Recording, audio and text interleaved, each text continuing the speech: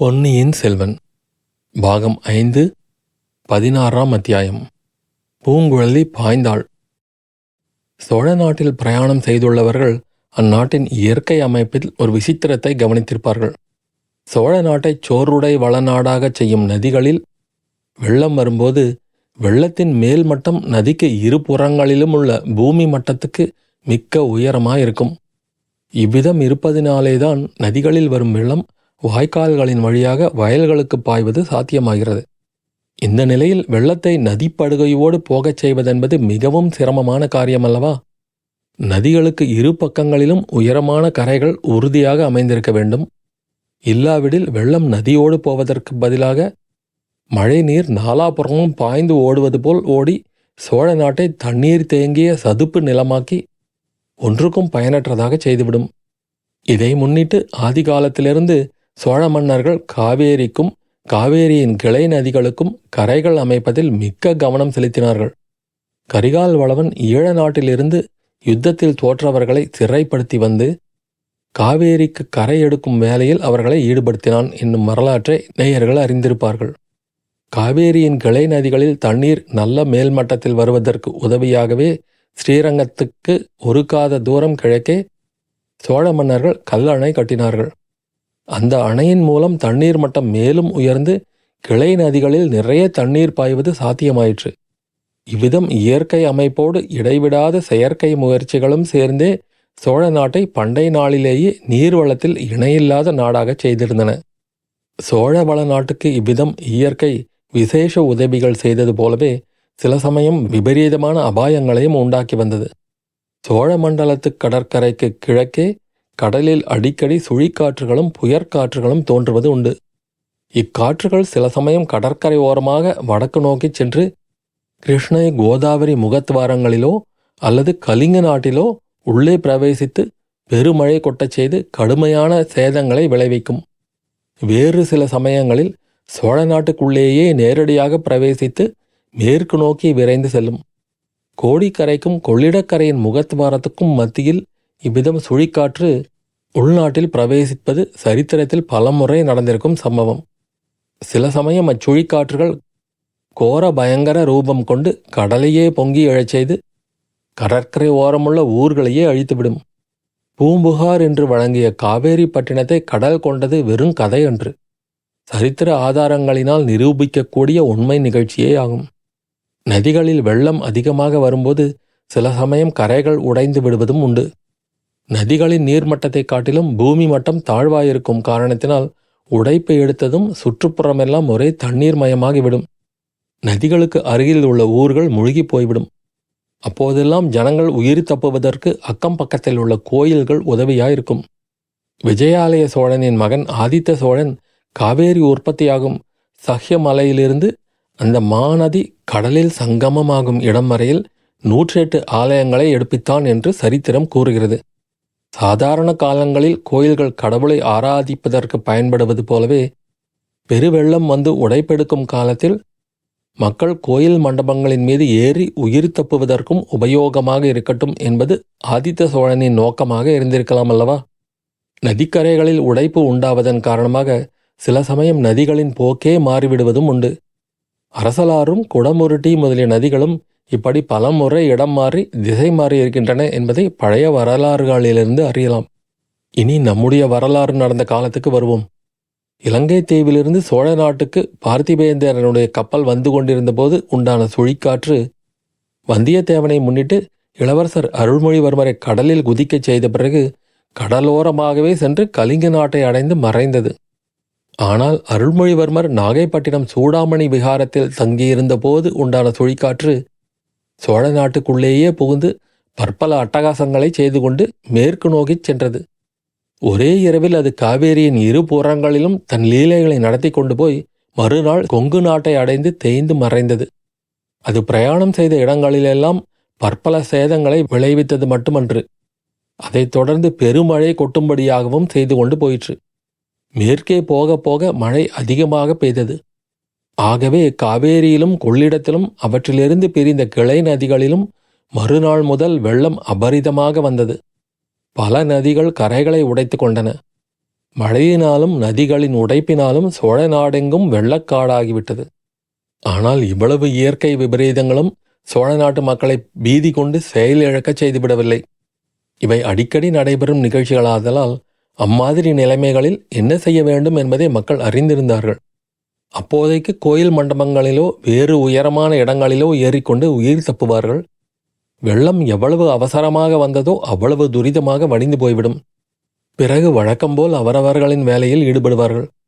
வீடுகளை இழந்தவர்கள் அக்கம்பக்கத்தில் உள்ளவர்களின் உதவியை கொண்டு உடனே வீடு கட்டிக்கொள்வார்கள். ஐயோ போய்விட்டதே என்று தலையில் கையை வைத்துக்கொண்டு உட்கார்ந்து விடமாட்டார்கள். சோர்வு சோம்பல் என்பதையே அறியாத தன்னம்பிக்கை கொண்ட மக்கள் அக்காலத்தில் சோழ நாட்டில் வாழ்ந்திருந்தார்கள். இல்லாவிடில் இன்றைக்கும் உலகம் கண்டு வியக்கும்படியான அற்புதங்களை அவர்கள் சாதித்திருக்க முடியாது அல்லவா? வானதி கோயில் மண்டபத்தின் மீது ஏறாமல் தவறி தண்ணீரில் விழுந்ததும் முதலில் மண்டபத்தின் மேல் ஏறியிருந்தவர்கள் கவலை அடைந்தார்கள். ஆனால் உடனடியாக அந்த கவலை மாறியது. வானதி ஜோதிடர் வீட்டு கூரை மீது தொற்றிக்கொண்டதை பார்த்து அவர்களுக்கு தைரியம் உண்டாயிற்று. இளைய பிராட்டி ஓரளவு குதூகலமே அடைந்தாள். வானதியை அபாயகரமான நிலைமைகளில் சிக்க வைப்பதிலும் அவள் எப்படி சமாளிக்கிறாள் என்று பார்ப்பதிலும் குந்தவை தேவிக்கு எப்போதும் உற்சாகம் இருந்தது.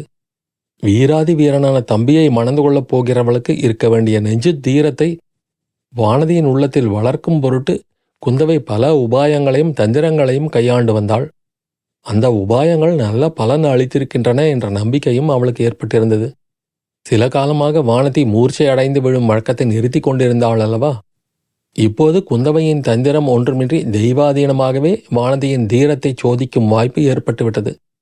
சுற்றிலும் வெள்ளம் சூழ்ந்திருக்க ஓர் ஓட்டுக்கூரையின் மேல் வானதி தொற்றிக் கொண்டிருக்கிறாள். அவள் பயப்படாதிருப்பாளா? ஜோதிடரின் சீடன் படகு கொண்டு வந்து அவளை தப்புவிக்கும் வரையில் தைரியத்தை கைவிடாது இருப்பாளா? ஆம், இருப்பாள், சந்தேகமில்லை.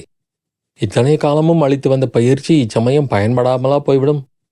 இவ்விதம் குந்தவை எண்ணமிட்டு கொண்டிருந்தபோது ஆழ்வார்க்கடியான், தாயே, இது என்ன, கூரை நகர்வதாக தோன்றுகிறதே என்றான்.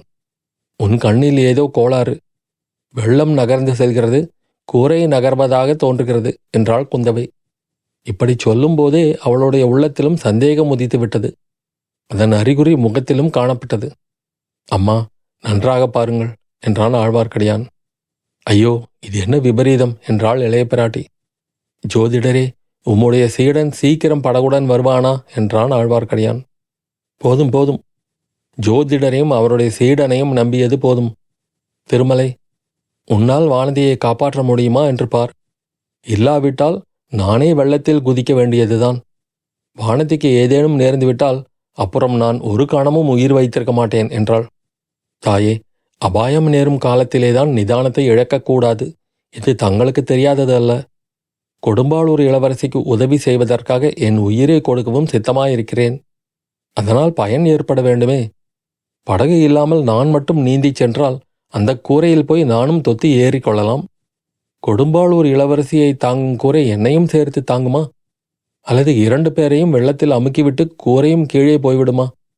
இதை பற்றி சிறிது யோசிக்க வேண்டும். பூங்குழலியின் சிரிப்புச் சத்தத்தை கேட்டு அவளை இருவரும் திரும்பி பார்த்தார்கள். இந்த வீர வைஷ்ணவர் யோசித்து முடிப்பதற்குள் கொடும்பாளூர் இளவரசியின் வாழ்க்கை முடிந்துவிடும் என்றாள் பூங்குழலி. அப்படி நேர்ந்தால் இந்த ஓடக்கார பெண் சந்தோஷப்படுவாள் என்று ஆழ்வார்க்கடியான் கூறியதும் பூங்குழலியின் முகத்தில் ஆத்திரம் கொதித்தது. திருமலை மேலும் தொடர்ந்து கூறினான். ஆனால் தேவி, அவ்விதம் ஒன்றும் நேரப்போவதில்லை.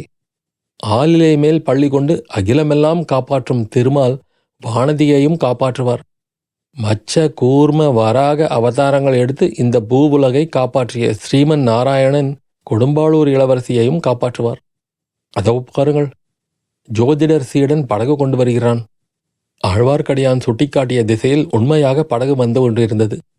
அப்படகு வெள்ளத்தின் வேகத்தை எதிர்த்து இவர்கள் இருந்த கோயில் மண்டபத்தை நோக்கி மெதுவாக வந்து கொண்டிருந்தது. வானதி ஏறியிருந்த கூரையோ வெள்ளத்தோடு போய்க் கொண்டிருந்தது. படகு இங்கே வந்து இவர்களை ஏற்றி கொண்டு போவதற்கு வெகு நேரம் ஆகிவிடும். அதற்குள் வானதி அதிக தூரம் போய்விடுவாள். கண்ணுக்கு மறைந்தாலும் மறைந்து விடுவாள். இதையெல்லாம் எண்ணி மண்டபத்தில் மேல் நின்றவர்கள் படகில் வந்த ஜோதிடர் சீடனை பார்த்து உரக்க கத்தினார்கள். சமிக்ஞைகளும் செய்து பார்த்தார்கள். தன்னை சீக்கிரம் வர சொல்கிறார்கள் என்று எண்ணிக்கொண்டு அவன் படகை விரைவாக செலுத்தி வர முயன்றான். பூங்குழலி அப்போது குந்தவையை பார்த்து, தேவி, எனக்கு அனுமதி கொடுங்கள். நான் நீந்தி போய் படகை வழிமறித்து அழைத்துச் சென்று கொடும்பாளூர் இளவரசியை ஏற்றி வருகிறேன் என்றாள். குந்தவை சிறிது தயங்கினாள். பூங்குழலி கையை கொடுக்கப் போய்த்தான் வானதி வெள்ளத்தில் விழுந்தாள் என்பது அவளுக்கு நினைவு வந்தது. தேவி, என்னை நம்புங்கள். என்னுடைய அஜாக்கிரதையினால்தான் இளவரசி வெள்ளத்தில் விழுந்தாள்.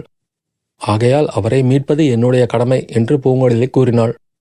பெண்ணே, உன்னை நான் நம்புகிறேன், ஆனால் வானதியைத்தான் நம்பவில்லை என்றாள் குந்தவை. ஆஹா, நான் இருக்கும் படகில் ஒருவேளை ஏற மறுத்து விடுவார் என்கிறீர்களா? அப்படியானால் அவரை ஏற்றிவிட்டு நான் இறங்கிக் கொள்வேன் என்று சொல்லிக்கொண்டே பூங்குழலி வெள்ளத்தில் பாய்ந்தாள். படகை நோக்கி விரைந்து சென்றாள். குந்தவை ஜோதிடரை பார்த்து, ஐயா ஜோதிடரே, உம்முடைய சாஸ்திரத்தில் ரொம்ப நம்பிக்கை வைத்திருந்தேன். இன்றைக்கு அந்த நம்பிக்கையை இழந்து விட்டேன் என்றாள். ஆனால் எனக்கு இன்றைக்குத்தான் பூரண நம்பிக்கை ஏற்பட்டது. தேவி, கொடும்பாளூர் இளவரசியின் ஜாதக பிரகாரம் அவருக்கு இன்று பெரிய கண்டம் வர வேண்டும். பழுவேட்டரையர் மூலம் அது வருமோ என்று நினைத்தேன். அப்படி வராமல் போகவே ஆச்சரியமடைந்தேன். வேறு விதமாக கண்டம் வந்தது. இளவரசி இந்த கண்டத்துக்கு தப்பி பிழைப்பார். ஆஹா, அவருடைய அபூர்வமான கைரேகைகள்!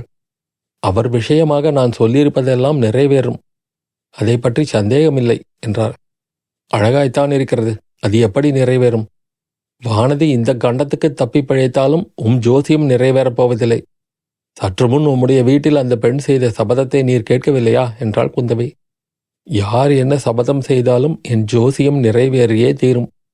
அப்படி நிறைவேறாவிட்டால் என்னிடமுள்ள ஜோதிட ஏடுகளையெல்லாம் காவேரி நதியில் எரிந்து விடுகிறேன். இது என் சபதம் என்றார் ஜோதிடர். அப்போது ஆழ்வார்க்கடியான், ஜோதிடரே, உமது ஏடுகளை நீரே எரியும் வரையில் காவேரி மாதா காத்திருக்கவில்லை. அவளே கொண்டு போய்விட்டாள் என்றான். ஜோதிடர் அவன் கூறியதன் உண்மையை உணர்ந்து திகைத்து நின்றார்.